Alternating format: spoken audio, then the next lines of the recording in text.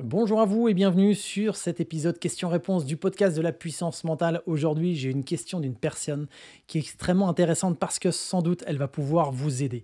Je vous lis la question qui est un petit peu longue, mais écoutez bien parce qu'il y a certainement des parallèles que vous allez pouvoir faire dans votre vie et peut-être même qu'il y a des gens qui vous entourent qui peut-être vivent en quelque sorte ce que la personne vit dans son quotidien. Alors voilà sa question et sa problématique. J'ai 54 ans, toute ma vie je me suis occupé des autres, j'ai travaillé comme aide-soignant, comme infirmier, j'ai longtemps exercé en soins palliatifs. J'ai toujours apprécié le contact et le fait de me sentir utile jusqu'au Covid où finalement après avoir tenu tant bien que mal jusqu'à la fin de l'épidémie, j'ai quitté ma fonction de cadre avec une démission du jour au lendemain sans aucun droit. Depuis, j'ai l'impression que je n'y arrive plus, je suis perdu, j'ai de moins en moins d'énergie, je n'arrive plus à donner une direction professionnelle, je suis totalement perdu. Mais pire, au fond, je me demande si j'ai réellement envie de reprendre mon métier. Alors c'est vrai que moi je rencontre souvent des gens qui, après avoir exercé un métier pour lequel ils ont dépensé beaucoup d'énergie, beaucoup de temps, ils sont même allés dans ce métier par vocation, par conviction, et au fur et à mesure de ce métier, ils se rendent compte que ce qui les animait au départ, bah, ça ne les anime plus, et ils se sentent plus à leur place. Parfois certains, bah, comme cette personne, quittent du jour au lendemain cette fonction et ce métier qui a été en quelque sorte identitaire pour eux pendant de nombreuses années, quand ils ont enlevé, bah, là, pour le coup, sa blouse, ils se sentent sans identité. Ils se disent: «Mais je suis perdu, je ne sais plus finalement qui je suis» et ça, c'est, problématique et du coup, les personnes se disent: «Mais qu'est-ce que je vais pouvoir faire?» Parce qu'ils sont dans le faire. Ils ont été pendant longtemps le faire, donc le verbe faire, hein, F-A-I-R-E, a été pour eux l'identité, c'est-à-dire ce qu'ils faisaient leur a donné leur être et là, vu qu'ils ne font plus, ils n'exercent plus cette fonction, ils ne sont plus. C'est un petit peu comme lorsque des personnes sont à la retraite et qu'ils ont consacré toute leur vie à un métier et que ça a été pour eux très identitaire. Quand ils sont à la retraite, ils se sentent aussi perdus. Donc, et d'ailleurs, même des fois, moi, c'est ce qui m'a été aussi, c'est ce que j'ai vécu hein, quand j'étais dans la police. À un moment donné, c'était tellement identitaire et que lorsque je m'y retrouvais plus dans ce métier-là, je me suis dit, mais qu'est-ce que je peux faire? Vers où je peux aller? Mais en réalité, avant de se poser des questions sur qu'est-ce que j'ai envie de faire, vers où je vais aller, c'est de faire une pause. De faire une pause et de se retourner vers son passé en se disant, tiens, depuis toutes ces années-là, qu'est-ce que j'ai pu intégrer? Quelles sont les compétences que j'ai pu développer? Cette personne a été infirmier, aide-soignant, donc il a développé certes des qualités techniques, des prises de sang et tout ça, mais au-delà de ça, ses qualités d'accompagnant, ses qualités de présence, ses qualités d'écoute, ses qualités de détecter lorsque peut-être les personnes allaient bien, quand les personnes n'allaient pas bien, toute cette peut-être de l'empathie, de la bienveillance, toutes ces qualités, ces compétences humaines qui sont fondamentales. Et ça, c'est important de mettre le doigt dessus, de faire un descriptif finalement. Et on peut le faire en prenant une feuille toute simple et en notant toutes les compétences qu'on a intégrées depuis toutes ces années, parce que on a tellement le sentiment de se dire: «Mais je ne suis plus rien, je ne suis plus infirmier», en l'occurrence pour cette personne, «donc je ne suis plus rien, je ne suis plus mon métier, donc je ne suis plus rien». Bah, c'est faux, parce que depuis des années, vous avez intégré, vous avez cumulé des choses et c'est pas juste dans le faire, dans l'être, c'est énorme tout ce que vous avez pu intégrer. Vous n'êtes pas qu'un métier, vous êtes bien plus que ça et ça, c'est important de le conscientiser, c'est important de s'en rendre compte parce que sinon, vous risquez d'avoir une estime personnelle, une valorisation personnelle qui aille en baisse. Et le risque, c'est qu'après, on soit dans des idées négatives, dans des pensées négatives, dans des émotions qui forcément vont être désagréables. Et après, on va voir tout ce qui nous entoure d'une façon désagréable. Donc là, moi, ce que j'invite la personne à faire, c'est de faire une pause, de prendre du recul, de s'observer, d'observer toutes les compétences qu'elle a pu développer jusqu'à maintenant et de se dire, tiens, aujourd'hui, qu'est-ce qui est important pour moi? Aujourd'hui, de quoi j'ai besoin? Si je mets le côté argent, même si je mets mes proches de côté, qu'est-ce que moi j'ai envie? Si je me mets au cœur de ma vie, si je me mets au cœur de ce processus, de quoi j'ai envie? De quoi j'ai besoin? Qu'est-ce qui m'anime? Qu'est-ce qui me fait vibrer? Qu'est-ce qui me passionne en fait? Et là, il y a des personnes, je leur dis, mais pourquoi tu pourrais pas vivre de ta passion? Ils me disent, mais c'est pas possible. Attends avant de te demander si c'est possible ou pas. Demande-toi de quoi tu as envie. Ta vie, la personne, elle a 54 ans. C'est le moment de faire peut-être une pause. Si justement cette situation, elle a lieu, c'est parce qu'il n'y a pas de hasard. Donc fais une pause, pose-toi la question, prends du recul, prends un temps, prends 1 heure, 2 heures, un jour, 2 jours, une semaine, peut-être un mois. Prends le temps dont tu as besoin pour justement faire un point sur toi-même, savoir où est-ce que tu as, qui tu es et par la suite, dans quelle direction tu as envie d'aller. Mais quand je te dis dans quelle direction tu as envie d'aller, c'est de demander quelle personne tu as envie d'être. Parce que si tu as envie, par exemple, d'être une personne libre, est-ce que tu vas te diriger vers un métier où tu as énormément de contraintes de temps, des contraintes hiérarchiques? Bah, pas forcément.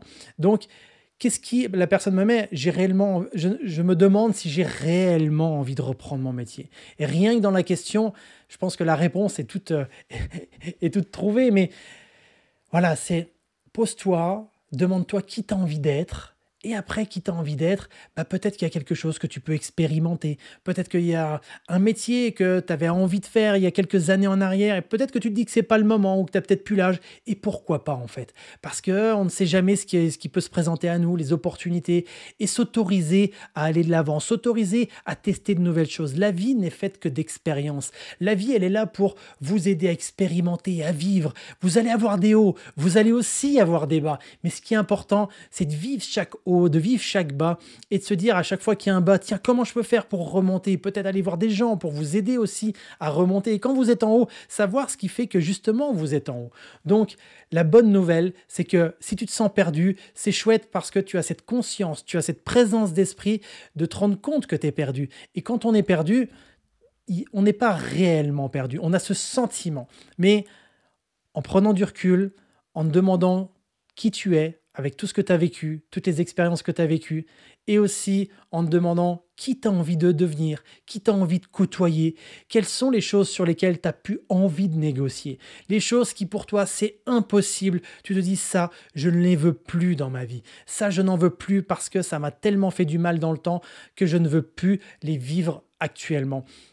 Et ça, de les noter, de les conscientiser, peut-être de se laisser aussi le temps que ça vienne à votre esprit. Et si des fois vous avez du mal à vraiment répondre à ces questions, prenez une bonne inspiration, trouvez un endroit calme déjà. Prenez un endroit calme, ça peut être votre canapé, ça peut être une forêt, ça peut être un endroit même en plein centre-ville, mais qui pour vous est apaisant, peu importe l'endroit. Ça, c'est vraiment très personnel. Et une fois que vous êtes dans cet endroit-là, prenez une bonne inspiration et expirez tranquillement. Autorisez-vous à aller vous connecter à vous-même et à vous poser naturellement la question. Qui je suis? De quoi j'ai envie? De quoi j'ai besoin là maintenant? Qu'est-ce qui m'anime? Qu'est-ce qui me fait vibrer? Qui j'ai envie de côtoyer? Avec qui j'ai envie d'échanger de mon quotidien? Avec qui j'ai envie de passer du temps? Dans quel univers vraiment je sens que ça me fait du bien, je me sens à ma place? Peut-être même posez-vous la question, là si on parle plus de métier, donc voilà, d'orientation professionnelle, quel métier vous exerceriez même, vous seriez prêt à payer pour exercer ce métier-là? Vous savez, moi, quand je fais du coaching, au début, j'étais même prêt à le faire gratuitement parce que j'adorais ça, ça me fascinait. Et aujourd'hui encore, quand j'accompagne des gens, j'ai pas le sentiment d'exercer un métier parce que ça me fascine, ça me passionne. Et ça, c'est important. Et pour savoir ce qui vous passionne, pour savoir ce qui vous anime, pour savoir là où vous êtes bon, pour savoir ce qui vous fait vibrer finalement, la seule solution, c'est de tester, d'expérimenter. Je vois trop de personnes être bloquées en se disant oui mais je ne sais pas, je ne sais pas, je ne trouve pas. Mais oui, mais c'est pas en restant le cul assis sur une chaise que tu vas trouver. C'est pose-toi, reste le cul assis sur une chaise pendant un instant et après va expérimenter, va tester, autorise-toi et pars du principe que tu n'as qu'une vie, pars du principe que cette vie-là, elle est courte et que dans 10 ans, peut-être que tu regretteras de ne pas avoir testé, expérimenté des choses à l'âge que tu as là. La personne qui nous écrit, elle a 54 ans. Mais quel est 54 ans, 60 ans, 70, 80, peu importe. Moi, je veux des gens qui ont un âge avancé, qui s'autorisent à expérimenter, qui s'autorisent à se mettre en mouvement et à vivre la vie qui s'offre devant eux. Des fois, je vois même des gens qui ont 80 ans, qui sont en plus grande vitalité intérieure que des gamins de 25 ans. Parce que tout simplement, ils vivent la vie d'une façon à tester, à expérimenter. Et c'est ça qui est beau à voir. Donc, pour répondre finalement à cette question, c'est pose-toi, prends du recul, autorise-toi à te poser les bonnes questions, peut-être te faire accompagner si tu en as besoin par une personne dans du coaching. Quoi qu'il en soit, prends soin de toi, c'est ça qui est important. Et encore une fois, ce que vous faites n'est pas synonyme de qui vous êtes. Pendant longtemps, je me suis dit, moi, mais je travaille dans la police, je suis policier, je ne sais rien faire d'autre. quelle erreur, mais quelle erreur. Et ça, je vois des personnes, et plus je vois des personnes qui exercent des métiers qui sont encore plus, j'allais dire viscérales, mais des métiers qui collent à la peau, et c'est encore plus identitaire. C'est encore plus difficile d'enlever cette sorte d'uniforme, d'enlever cette sorte de carapace. Mais c'est tellement important, parce que vous êtes tellement plus qu'un simple métier. Vous êtes tellement plus qu'une simple fonction. Et ça, c'est vraiment important de vous en rendre compte. Donc peut-être que la question qui m'a été envoyée vous aide, peut-être qu'en tout cas, il y a des personnes qui sont dans votre entourage et vivent les mêmes situations que ce que vit la personne. J'espère en tout cas que cet épisode de questions-réponses vous aide, vous plaît. Quoi qu'il en soit, si vous avez envie aussi de m'envoyer une question, n'hésitez pas, une ou plusieurs questions, même autorisez-vous à le faire. J'y répondrai avec grand plaisir, avec des techniques, des outils, des stratégies de coaching en préparation mentale. Et puis je vous souhaite évidemment le meilleur. Prenez soin de vous. Je vous dis à la semaine prochaine, ou en tout cas à l'épisode prochain. Et à très vite, tout simplement. Allez, bye tout le monde.